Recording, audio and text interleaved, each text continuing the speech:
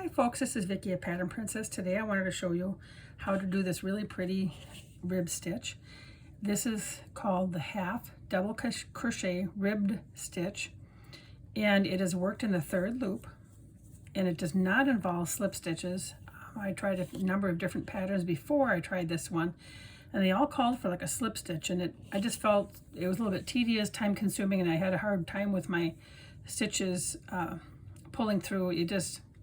It did not go as nice as this one. This one is, you're just working a normal half double crochet, but it's just the placement of the stitch.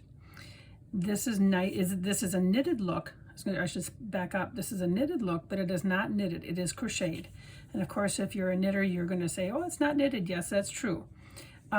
This should give a little bit more stretch and give to your work. This here, though, is crocheted in cotton. It's a peaches and cream cotton, and I thought that you could see the stitches easier with that.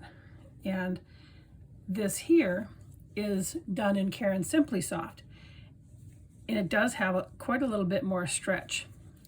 This is nice for a brim of a hat, the cuffs of a glove or a sweater, or the front part of the cardigan. It would be nice around a blanket. A baby blanket is nice and squishy. This is about a medium weight yarn, and this is very nice and soft and squishy, and I really love the stitch in this. In fact, I just got through finishing up a scarf here that I need to write the pattern up for yet, using the same stitch, and it's more of a blue teal color, just very nice, deep and rich. And you see how nice these ridges are, and it does have some give, just a little bit. And this, I'm using the same stitch as what I'm going to be showing you today. And if you're gonna, I want to talk about the way that the stitches run. If you're going to like make a sweater out of this stitch, you would not want to make a sweater with the stitches worked horizontally from the top to the bottom or the bottom of the top, because your ridges run in the way that you're working the stitches. So this is how they're worked. This is a smaller, just a little square of what I have, and the ridge happens every other row on the side that you're on. Every row it's on a different side. So every other row you're going to have it show up on this side. Every other row you'll have the ridge show up on this side. And it's more prominent in this cotton yarn, whereas here I don't think that you notice it, that the spacing between the two ridges does not seem to be as pronounced. Just a little bit more, because I think that the yarn is obviously more soft and giving. So this one here looks a little bit more like a knit look than this does, even though it's the same stitch. So what I'm saying is, if you want to work a hat, this is good. I've seen beanies in this. In fact, I'm going to probably make a couple beanies in this. You're going to want to work vertically. So think of your rows going up and down. So you're going to work from side to side, not top to bottom or bottom to top. So think about your patterns, how you're going to be working it from side to side, because your rows need to be crocheted in the direction that you want these ridges to go. Okay, so I just want to make sure that you got that one. And again, this is worked in a cotton yarn. This is Caron Simply Soft.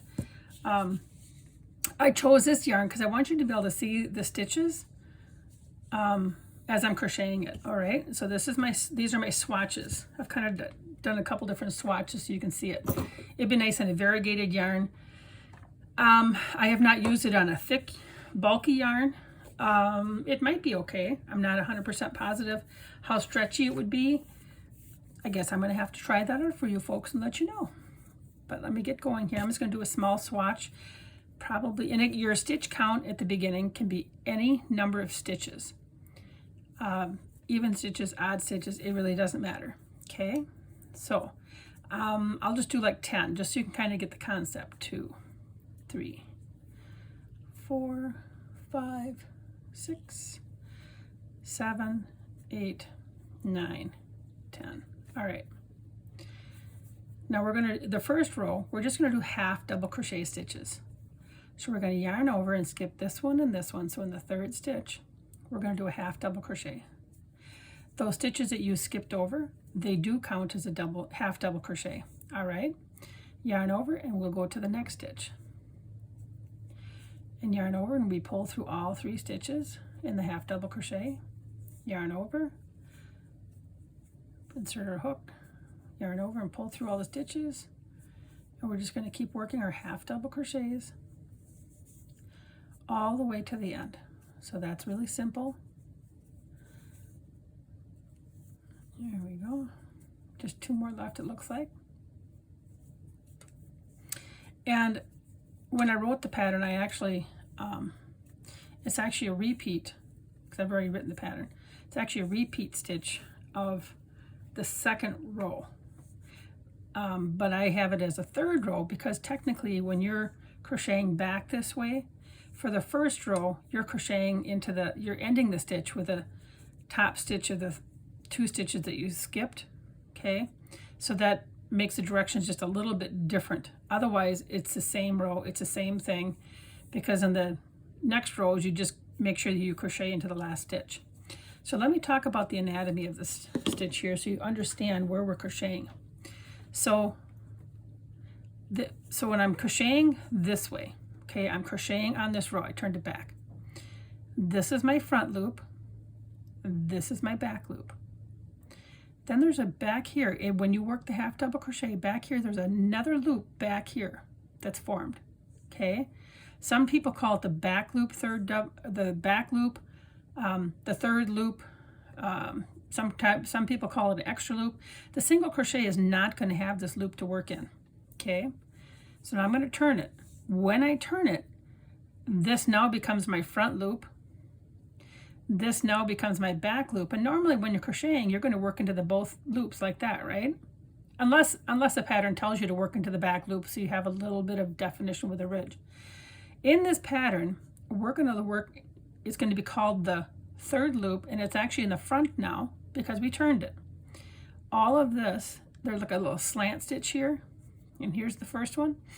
This is the stitch we're going to work into, and when we do work into that stitch, the stitches that are behind it get pushed forward, and that creates this ridge because the stitches get pushed forward. You see that? And that gives you your ridge. So the stitches here that are on top, the top 2 loops, will get pushed forward the next go around. And here's the other one where we pushed them forward this way as we're working on it. But as we turn it, every other row, they're getting pushed forward. Okay, so now let me back up and let's work on a stitch here. I just wanted to make sure you got that part of it. Okay, so we're going to chain 1, just to kind of give us, it's a turning chain, it does not count, it just gives us enough room to work in this first stitch here. So I'm going to yarn over, and then right here in this first stitch, right here, I don't want to just use my fingers, I want to, got to get my little needle again. I want to make sure you know exactly where I'm working. This is your top 2 loops of that stitch. This is that front loop of that stitch. Right here is where we're going to put our hook. Okay, so in that very first stitch right here, we're going to insert our hook, yarn over, pull through, yarn over and pull through all the loops on the hook. Your first stitch is done. Yarn over. Now we go to the next one. It's right here. It's a little slanty. If you turn it up a little bit, you're going to see those are the top 2 loops. So right here is your next stitch. Okay, and then you work your half double crochet. So half double crochet in every single 3rd loop.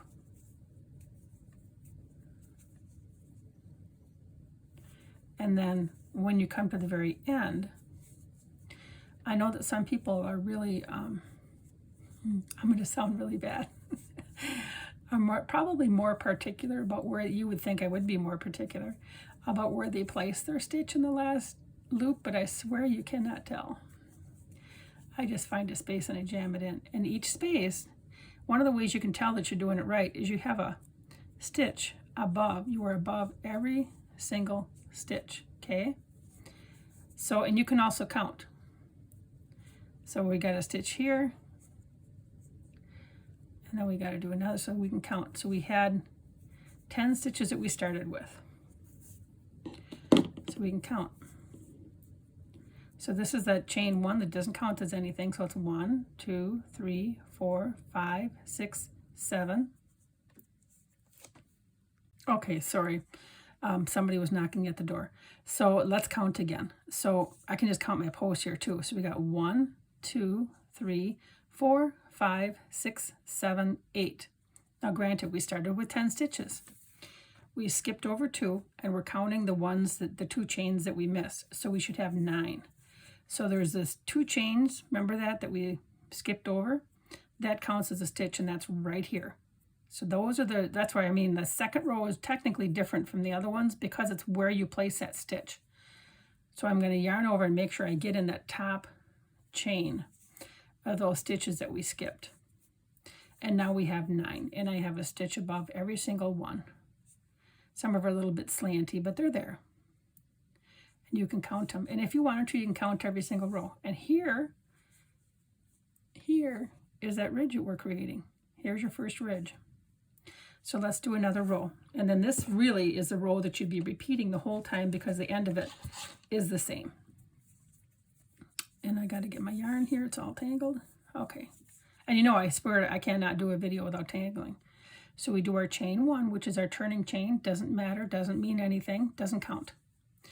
Then again, here's our first loop. Right there's our first, because here's our top loops.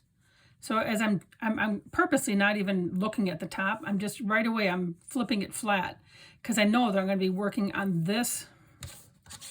I like this little thing here to show you this particular stitches.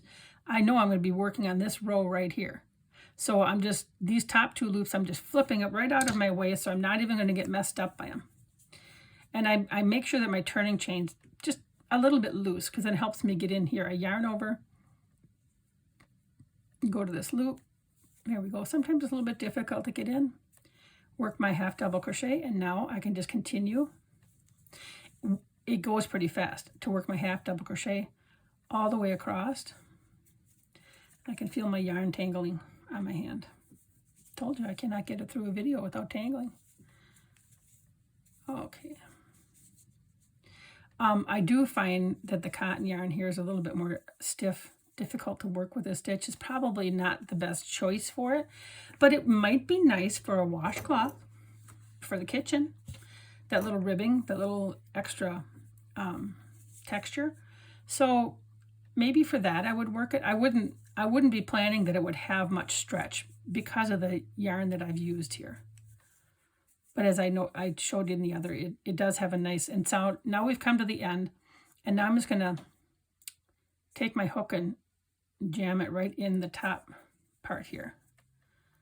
I know, bad. There we go. Now it's in. Okay, and there, you don't remember we have this ridge, and when I turn it, we'll have the other ridge. There it is. So that is how you do the half double crochet ribbed stitch that looks like knit. It looks knitted, but it's not. And again, this is a much nicer yarn to work with this stitch. It's very soft and it flows very nice. This has nice straight edges. You could put a border on it easily, or you could have it just the way it is very easily. This would be a lovely hat. As I said, there's many hats and beanies made of this pattern. So I hope that this has helped you. And please remember to like, share, and subscribe. Thank you and have a wonderful day.